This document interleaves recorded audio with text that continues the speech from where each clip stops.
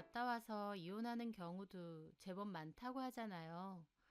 여행 기간 동안 성격 차이를 심하게 느끼거나 그 사람의 몰랐던 비밀 같은 걸 알게 돼서 결혼이 파토나는 경우겠죠. 하지만 저처럼 신혼여행 시작과 동시에 혼자서 다시 돌아오는 일은 흔치 않을 겁니다. 행복 그 자체여야 할 신혼여행에서 기겁을 하며 한국으로 돌아온 일, 그리고 한국으로 돌아오자마자 이혼을 하게 된 이유가 무엇인지 그 사연에 대해 지금부터 말하려고 합니다. 저는 몇 년 전까지 항공사 승무원으로 근무를 했었습니다. 승무원이 예전부터 꿈이었던 터라 대학교도 항공운항과 졸업을 했죠. 승무원 일은 늘 미소 짓는 겉모습과 달리 높은 서비스 강도를 요하는 일이다 보니 스트레스도 많고 힘들 때도 많습니다. 하지만 그만큼 보람도 있고 제 적성에도 잘 맞아서 근무하는 동안은 즐겁게 일을 할 수 있었죠.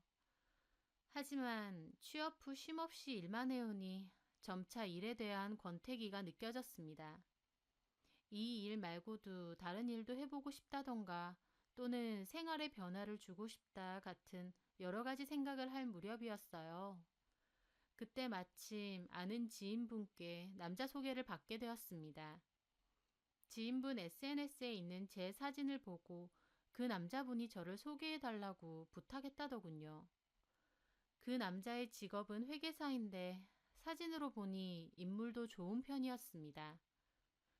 그리고 지인분 말로는 아버지도 대학 교수고 어머니도 사업체를 운영한다면서 집도 여유가 있는 데다 남자 자체도 성격이 좋다고 하더라고요. 그 지인도 자기가 안 지는 얼마 안 됐지만 사람이 참 괜찮아서 가깝게 지낸다면서요. 저도 그때 마침 외롭기도 하고 뭔가 새로운 환경이나 만남에 대한 갈증이 있던 때라 소개를 받게 되었습니다. 큰 기대 없이 가볍게 나간 자리인데 생각보다 남자는 아주 괜찮았습니다. 사진보다도 훨씬 잘생겼고 키도 크더라고요. 무엇보다 성격이 정말 좋았어요. 왠지 회계사라고 하니 공부 많이 하고 좀 깐깐할 것 같은 느낌이었는데 대화를 해보니 성격도 엄청 쿨하고 재밌더라고요. 게다가 무엇보다 제 직업을 존중해주는 모습이 인상 깊었습니다. 승무원분들 진짜 대단하고 프로페셔널한 것 같다면서 힘들고 체력도 많이 요할 텐데 자기 관리도 잘할 것 같고 멋져 보인다면서요. 본인도 꽤 좋은 직업인데다 집도 여유가 있는 편이라서 우쭐하거나 잘난 척할 수도 있잖아요. 하지만 그런 면 없이 상대방을 존중해주고 도리어 치켜 세워주니 오히려 사람 자체에 여유가 많아 보이고 호감이더라고요. 그렇게 좋은 첫인상을 시작으로 저희는 만남을 이어나갔습니다. 하루는 나를 왜 소개받고 싶었느냐고 물어보니 지인분 SNS에서 승무원 복장으로 웃고 있는 제 사진을 봤는데 한눈에 반했대요. 자기가 꿈에 그리던 이상형이라면서 보는 순간 운명처럼 느껴졌다더라고요. 꿈에 그리던 이상형인데다 운명처럼 느껴졌다는데 그런 말을 싫어할 여자가 어딨나요? 그 남자는 말 한마디 한마디가 사람을 참 기분 좋게 하는 재주가 있었습니다. 그 남자를 만나는 동안은 정말 행복했고 저 역시도 이 남자는 놓치면 안 될 내 인연이구나 라는 확신도 들었죠. 그렇다 보니 결혼 이야기가 좀 빨리 나오게 됐어요. 만난 지 7, 8개월 차에 나왔으니 꽤 이르게 결혼 얘기가 오간 거죠. 하지만 만날 시간은 짧아도 서로 사랑하는 마음은 진심이니 그런 건 전혀 중요치 않다고 생각했습니다. 그렇게 결혼 전제로 양가 부모님도 만나게 되었어요. 남자친구의 부모님을 만나는 일은 처음이라 많이 긴장했는데 다정하고 따뜻하게 대해주시더라고요. 남자친구의 저런 성격은 다 부모님으로부터 온 거구나 싶을 정도로 부모님들도 다 좋으신 분들 같았습니다. 저를 며느리감으로도 마음에 들어 하시는 것 같고요. 저희 부모님에게도 남자친구를 보여드렸는데 부모님도 남자친구를 좋아하셨어요. 조건도 좋지만 무엇보다 성격이 착하고 싹싹한 것 같다면서 저한테 참 잘할 것 같다고 하시면서요. 제 스스로도 이 정도 남자면 누가 채가기 전에 빨리 결혼해야겠다 싶을 정도로 꽤 괜찮은 남자라고 생각했습니다. 그렇게 속전속결로 결혼 준비를 했어요. 보통 결혼 준비 과정에서도 많이 싸운다고 하는데 저희는 싸울 일이 없었어요. 양가 부모님도 다 찬성을 하시는 데다 금전적으로도 부딪힐 게 없고 남자친구는 결혼에 관해서는 제가 원하는 대로 뭐든지 맞춰주었으니까요. 그렇게 결혼 날짜를 잡고 주변 사람들에게 결혼 소식을 알리게 되었습니다. 그 과정에서 저는 세진이라는 대학 친구에게도 결혼 사실을 알렸어요. 세진이는 같은 과 동기인데 저랑은 다른 항공사에 취업을 했어요. 그러다가 2년 전에 결혼을 하면서 승무원 일을 그만뒀고 지금은 아이를 키우고 있더라고요. 예전에는 친하게 지냈지만 세진이가 결혼하고 나선 서로 바쁘다 보니 연락이 비교적 뜸해졌었어요. 하지만 세진이가 저 결혼할 때 꼭 연락을 하라고 당부했기 때문에 저도 오랜만에 안부를 물으며 결혼 소식을 알렸죠. 세진이는 너무 반가워하더라고요. 어머, 은주야, 결혼하는구나. 축하해. 고마워. 너무 오랜만에 연락하는데 다짜고짜 결혼한다고 알려서 좀 그렇지? 무슨 소리야. 당연히 나한테도 알려줘야지. 그리고 내가 애 키운다고 바빠서 연락도 잘 못한 건데 뭐. 아기는 잘 크고 있지? 쑥쑥 크고 있어. 근데 너무 바쁘다. 하루가 어떻게 가는지 모를 정도야. 승무원 일할 때 참 힘들다 생각했는데 육아해보니까 이게 더 힘들다, 야. 저와 친구는 오랜만에 수다를 떨며 깔깔 웃었죠. 참, 남편 될 사람은 어떤 사람이야? 소개로 만났어. 8개월 정도 만났는데 서로 인연인 것 같아서 좀 빨리 결혼 결정 내렸어. 어머, 그렇구나. 어떤 사람인지 궁금하다. 사진 보여줘. 아, 내가 모바일 청첩장 보낼게.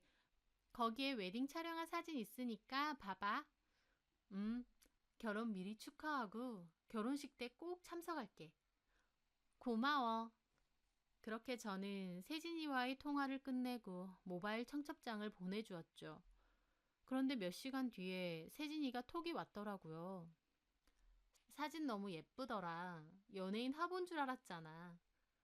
에이, 고마워. 남편분도 인상 좋아 보이더라.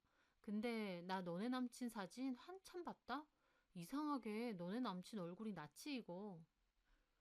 세진이는 제 남친 얼굴이 낯이 익다고 하더라고요. 아는 사람이야? 아니, 아는 사람이면 내가 단박에 알아봤지. 그건 아닌데 이상하게 뭔가 낯이 익어. 어디서 봤는지는 도저히 기억 안 나지만. 좀 평범하게 생겨서 그런 거 아니야? 에이, 남편 될 분 평범은 아니던데? 잘생기신 편이던데 뭐. 근데 왜 낯이 익은지 모르겠어. 내가 아기 낳고 나선 기억력이 안 좋아졌거든. 기억이 날 듯 말 듯 모르겠네. 혹시 연예인 닮은 건가? 에이, 설마. 혹시라도 나중에 생각나면 꼭 알려줄게. 그래. 저는 그때까지만 해도 별로 대수롭지 않게 얘기를 하고 넘어갔습니다. 그땐 몰랐죠. 친구와 그렇게 한 대화가 나중에 엄청 큰 파장을 일으킬 줄은요. 그렇게 순조롭게 결혼 준비는 마무리되었고 결혼식 날이 다가왔습니다. 저를 축하해주러 온 지인들 중에서는 세진이도 있었어요. 어머, 너무 예쁘다. 진짜 아름다운 신부네. 고마워. 아기는? 아빠한테 맡기고 왔지. 오랜만에 자유부인이야. 와줘서 고마워. 식 보고 밥 먹고 가. 알겠어. 축하해. 그렇게 세진이와는 신부 대기실에서 인사를 나누었어요. 잠시 후 예식은 시작되었고 저는 행복하고 즐거운 예식을 마쳤습니다. 결혼식은 모든 것이 완벽했어요. 우아한 드레스, 아름다운 호텔 예식장과 저를 축하해주는 하객들. 제가 꿈꿔오던 행복한 결혼식이었죠. 패배까지 끝내고 급하게 친척분들, 지인분들에게 인사를 드린 후 비행기 시간 때문에 급하게 공항으로 떠났습니다. 정신 없었지만 그래도 행복하고 좋았어요. 모두 나를 축복해주는 자리에서 저는 아름답고 행복한 주인공이 된 것 같았으니까요. 공항에서 그리고 비행기에서 남편과 결혼식에 대한 이야기를 나누고 앞으로도 여행 많이 가고 오늘처럼 행복하고 즐겁게 살아가자는 대화도 많이 했습니다. 그렇게 신혼여행지인 발리에 도착했고 저희는 현지 코디네이터의 안내로 예약해둔 풀빌라에 가게 됐어요. 도착하니 이미 밤이었고 너무 피곤하고 힘들어서 씻고 바로 골아떨어졌어요. 다음날부터는 여러 가지 즐거운 일정들이 기다리고 있었죠. 그렇게 이튿날 이른 아침이었는데 저는 5시쯤 잠이 깼어요. 피곤이 덜 가셨는데도 이상하게 잠이 일찍 깨더라고요. 남편은 완전 골아 떨어져 있고요.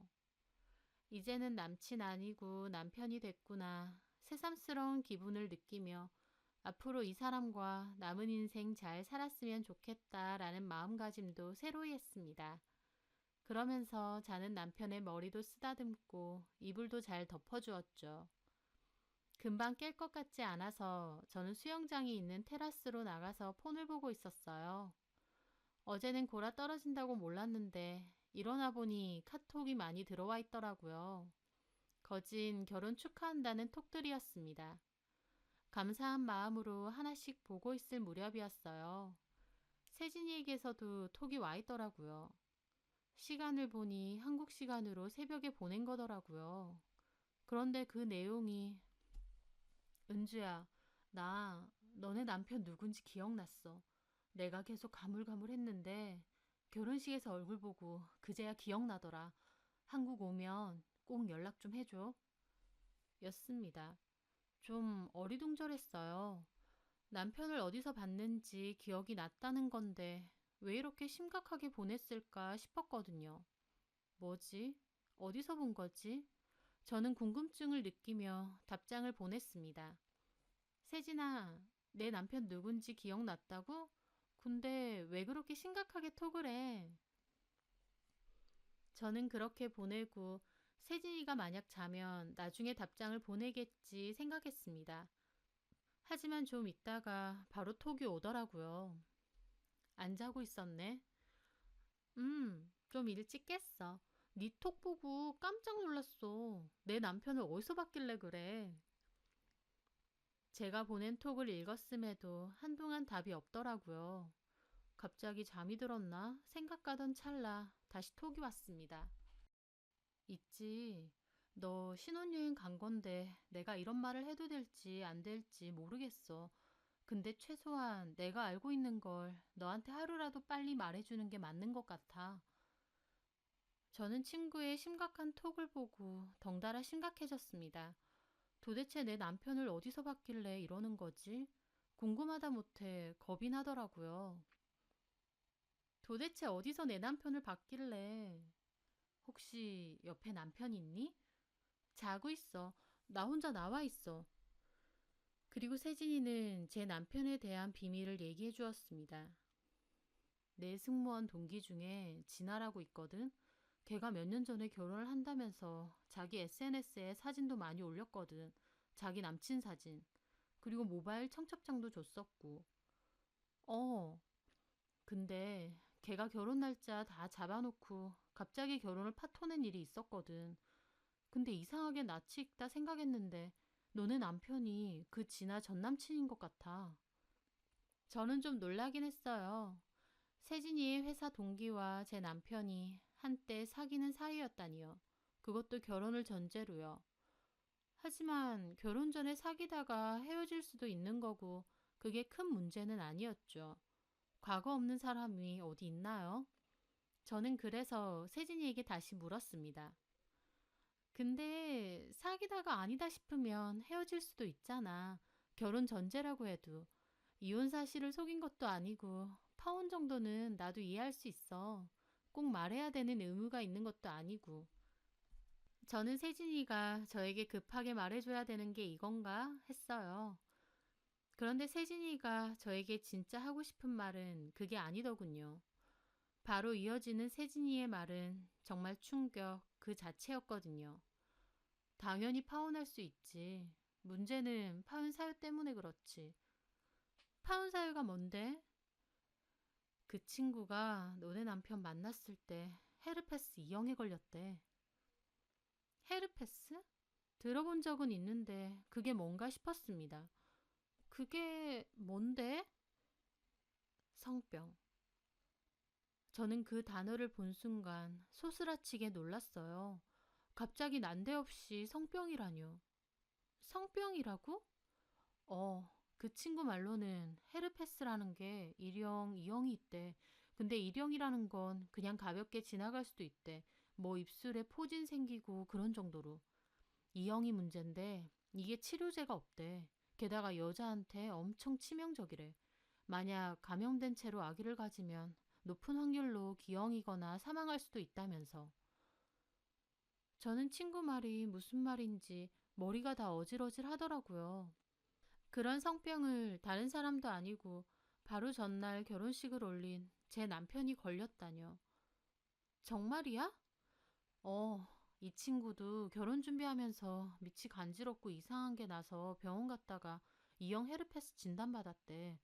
이 친구는 이 남자 말고 다른 사람하고는 잠자리 가진 적이 아예 없대. 게다가 찾아보니 헤르페스 E형 정도면 당사자가 모를 수가 없을 거래. 속인 거지.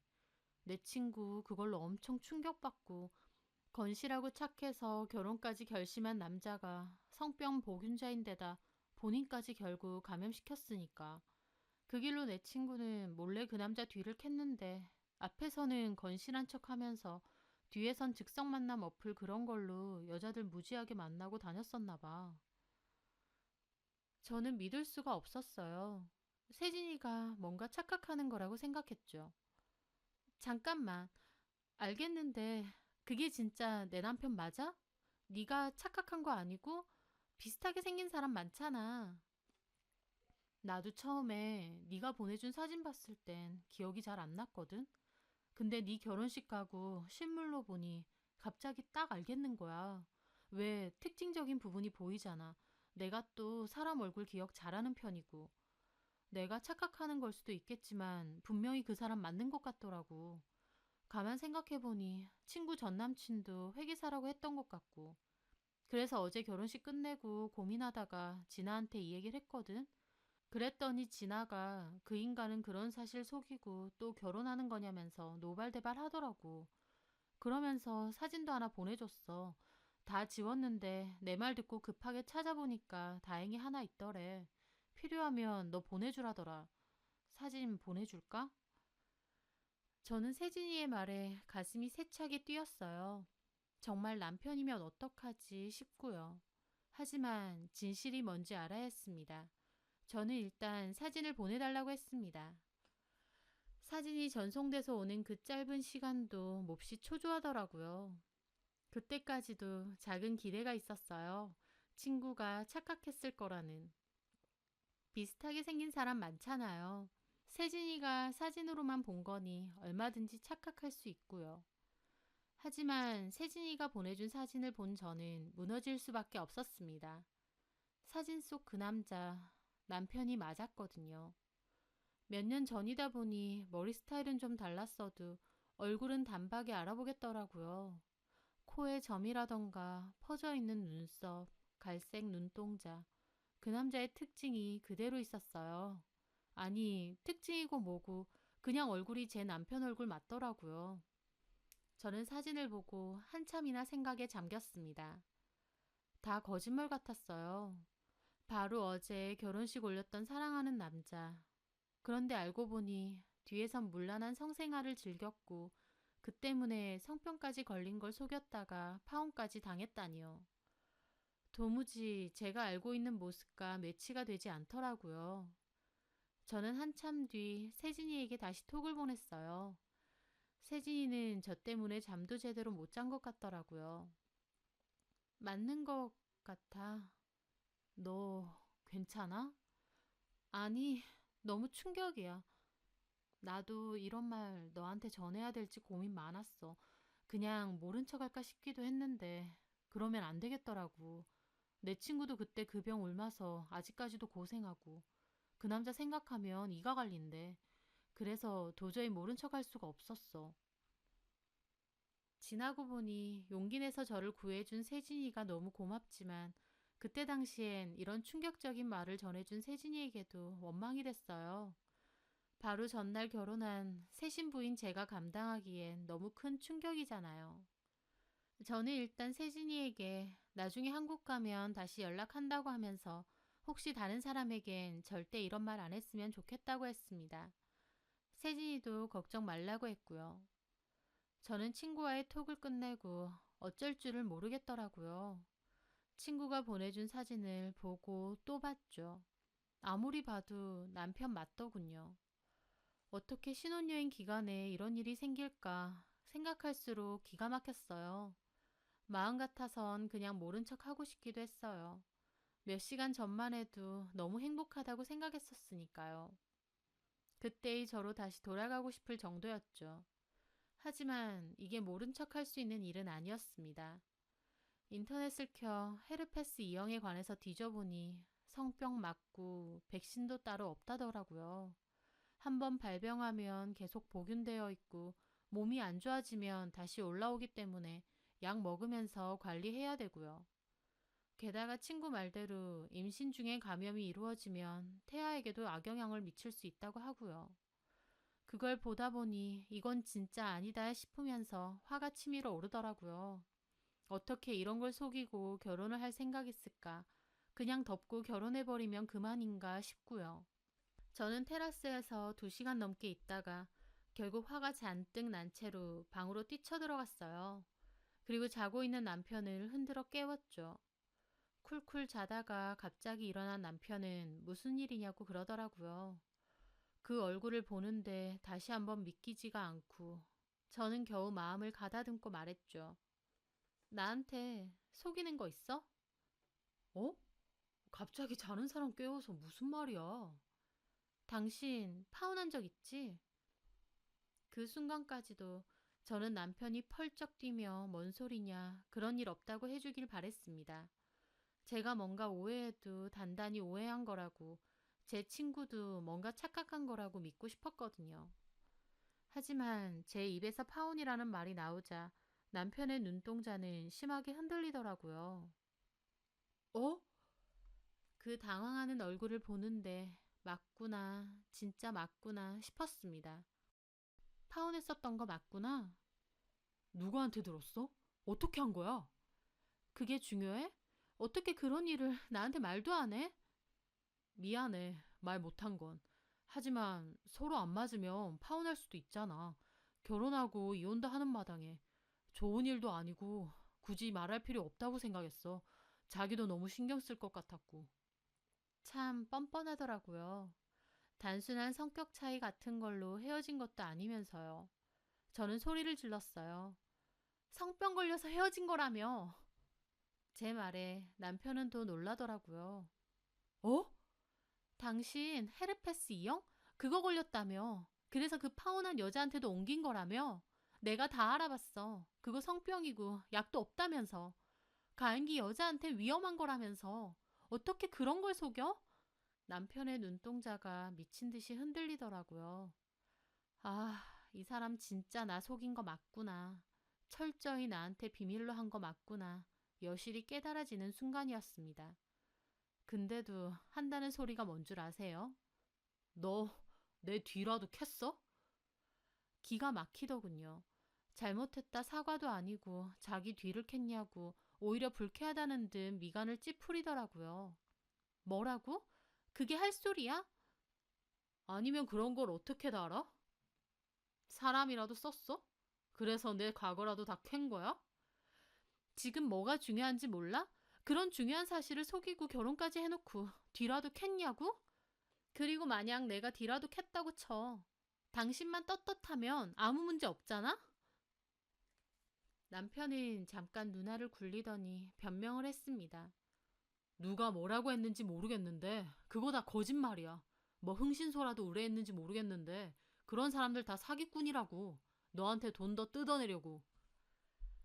남편은 제가 진짜 흥신소라도 의뢰해서 본인 뒤라도 캔 줄 아는 것 같더라고요. 멀쩡히 결혼 잘해놓고 제가 그런 짓을 왜 하겠나요? 저는 폰을 열어 친구가 보내준 그 사진을 들이밀었습니다.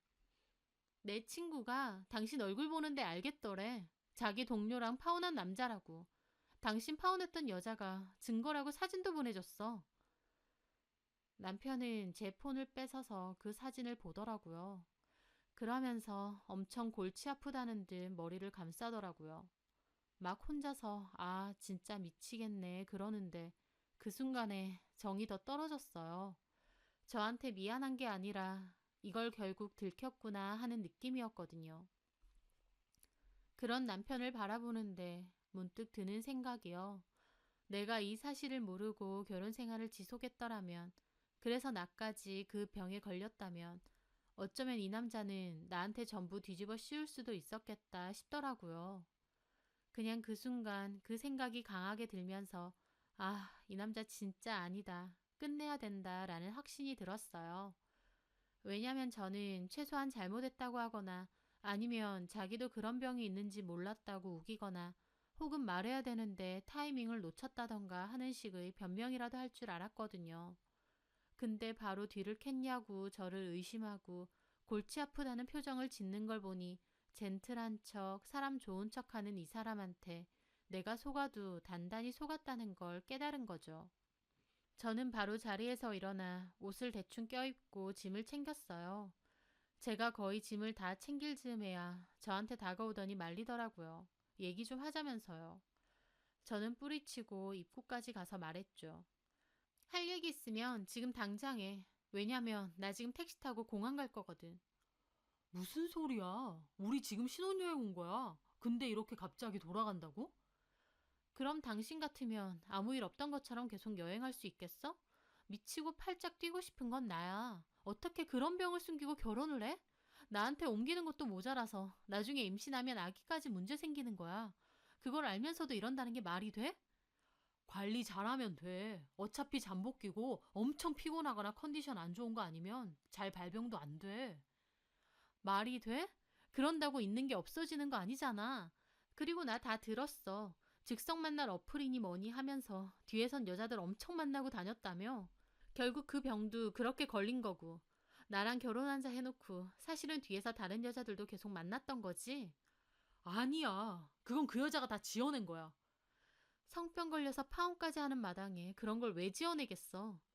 그 여자 엄청 문란한 여자였어. 지가 그러고 다니다가 걸린 걸 나한테 덮어 씌운 거라니까? 내 병도 그 여자 때문에 걸린 것 같아. 역시나였습니다. 궁지에 몰리자 전 여친 행실을 문제 삼으며 바로 그 여자 탓을 하더라고요. 아, 내가 옮으면 나한테도 똑같이 이렇게 하겠구나. 더욱 확실히 깨달았죠. 내가 알던 그 다정하고 착했던 그 남자는 어디 가고 뻔뻔한 철면피 그 자체인 미친놈 하나만 눈앞에 있더라고요. 저는 더 이상 대화하기도 싫고 내가 속았다는 생각만 들고 같은 공간에도 있기조차 싫었습니다. 그래서 각자 생각 좀 하자고 더 이상 같이 있는 건 아닌 것 같다고 하며 짐을 들고 나오려는데 억지로 저를 뜯어 말리면서 제 짐까지 뺏으려고 하더라고요. 그 와중에 실랑이가 좀 일어날 뻔했는데 다행히 제가 짐 챙기고 나오기 전에 데스크에 연락을 해놨거든요. 제가 묵었던 풀빌라는 규모가 크고 풀빌라들끼리 거리가 멀어서 직원들이 안에서 따로 타고 다니는 전용차가 있었거든요. 그걸 호출했고 때마침 도착했다는 초인종이 울린 거죠. 저는 지금 나간다고 외치면서 바로 달려가서 문을 열었어요. 남편도 직원이 문 앞에 있으니 그냥 가만히 있더라고요. 지도 여기서 소란 일으키면 바로 경찰이 온다는 건 알았겠죠. 저는 남편이 들고 있던 제 짐을 뺏어서 직원에게 제 짐을 실어달라고 부탁했고 그 길로 바로 데스크까지 갔습니다. 그리고 택시를 불러달라고 해서 택시를 타고 바로 공항으로 갔고요. 공항에서 한국으로 돌아가는 비행편을 알아보고 가장 빠른 시간대의 남는 자리로 티켓팅까지 했습니다. 그렇게 공항에 앉아 비행 시간을 기다리는데 참 눈물만 나더라고요. 무슨 도망이라도 치듯 옷도 대충 껴입은 상태로 멍하게 있는 제 모습이요. 바로 전날 그토록 행복한 결혼식을 치른 후 신혼여행을 왔던 저와는 180도 다른 모습이었으니까요. 왜 내가 이런 일을 당해야 하는지, 어디서부터 잘못된 건지 비참하기만 했어요. 저는 겨우 정신 차리고 집으로 전화를 했고 저희 언니에게 울면서 있었던 일을 다 말했습니다. 언니도 몹시 놀라더라고요. 그리고 제가 도착하는 시간에 맞춰 공항으로 데리러 온다고 했습니다. 저한테 밥도 챙겨 먹고 마음 추스를 하며 조심히 오라고 몇 번이나 당부하더라고요. 저는 언니 목소리를 들으니 그나마 마음이 진정이 됐고 정신 차리자 싶었습니다. 그렇게 저는 돌아가는 비행 시간 내내 앞으로 어떻게 해야 하는지를 생각하고 또 생각했던 것 같아요. 저는 무사히 한국으로 돌아와 공항에 마중 나온 언니를 만났고 내가 어쩌다가 이렇게 됐는지 모르겠다며 집으로 가는 동안 펑펑 울었죠. 부모님도 이 사실을 알게 됐고요. 부모님도 기막혀 하셨고 그 집 것들 다 한통속이라고 화내시더라고요. 저희 언니는 일단 병원부터 가서 검사부터 받아보자고 하더라고요. 저도 걸렸을지 모르니까요. 저도 남편 때문에 덩달아 걸렸을까봐 얼마나 걱정했는지 모릅니다. 병원으로 가서 소변 및 혈액 검사까지 받았는데 다행히 음성으로 나왔어요. 전파력이 높다고 들었는데 남편과는 결혼 전 잠자리 횟수가 많지 않은 데다 피임 기구를 써서 그나마 안 옮은 것 같더라고요. 천만 다행이지만 생각할수록 남편이 괘씸했습니다. 저는 그 길로 남자의 부모님들께 이 사실을 다 알렸어요. 이미 한번 파혼을 했었기 때문에 시부모님도 이런 사실은 이미 다 아시는 것 같더라고요. 인자하고 좋으신 분들이라 생각했는데 이제 와서 보니 자기 아들 결혼시키려고 그런 흠까지 모른 채한 파렴치한 인간들이었습니다. 저희 부모님은 이혼도 당연하고 손해배상까지 진행하자고 했습니다. 다만 제가 병이 옮은 건 아니라서 피해 사실 확인이 되지는 않지만 남편이 의도적으로 자신의 병을 속인 것에 대해서는 입증을 할 수 있을 것 같았어요. 저는 부모님과 함께 변호사 사무실 상담을 받으며 손해배상 준비를 하려고 했는데 그 과정에서 남편과 그 부모님이 연락이 왔습니다. 미안하다고 사과를 했고 저희가 소송으로 제기하려고 한 금액보다 훨씬 많은 비용을 제시하더라고요. 소송은 하지 말자고 하면서요. 처음엔 너무 괘씸해서 돈하고 상관없이 소송을 진행하려고 했지만 한편으론 그냥 하루라도 빨리 저 남자와 저 남자 집안과의 인연을 끝내고 싶기도 했습니다. 더 이상 쓸모없는 에너지를 쓰고 싶지도 않았고 또 제가 직접적으로 병이 옮은 상황이 아니다 보니 마냥 저한테 유리한 상황도 아니더라고요. 게다가 법적인 다툼이라는 게 정말 피곤하고 준비해야 될 것도 많고요. 이미 갑작스러운 이혼으로 지치고 힘들었던 저는 결국 부모님과 상의 끝에 그 제안을 받아들이고 합의를 하기로 했습니다. 남편도 미안하다고 사과하는 연락을 몇 번 하긴 했지만 그게 진심 같지는 않았어요. 그저 이 순간에 필요하니까 진심 없이 사과만 한다는 생각뿐이었죠. 저는 남편에게 앞으로 이런 거 속이고 여자 만날 생각하지 말라고 나는 이렇게 넘어가지만 진짜 큰 코 다칠 수도 있다고 경고했습니다. 저는 그 일 이후 다시 일을 하다가 결국 그만두고 1년 정도 휴식기를 가졌어요.